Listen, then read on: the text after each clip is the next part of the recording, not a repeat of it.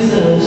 Então eu conheci o William na 7ª série da Escola Pública do Estado, e eu só tive o prazer de trabalhar com ele durante 2 meses. Ou seja, eu dizia antes que o William apareceu lá por acaso, e justamente porque ele já tocava, já cantava por aí, ele acabou mudando de horário.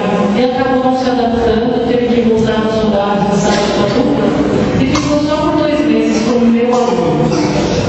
Mas ele veio só para que eu pudesse conhecer. E nunca mais o William conseguiu se livrar de mim.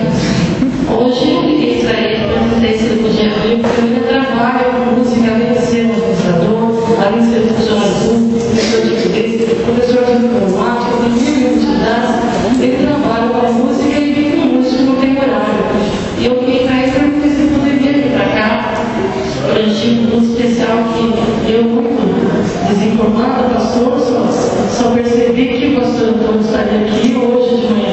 Então eu cancelei alguns compromissos que eu tinha com a minha família na igreja presbiteriana de Piratininga.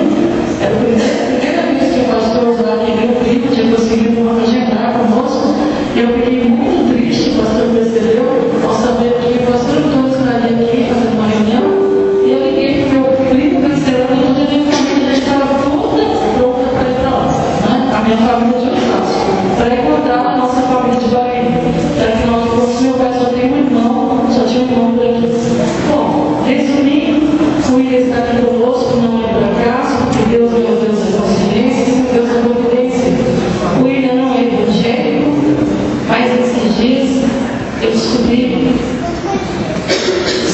que o William está namorando uma moça que eu tive o prazer de conhecer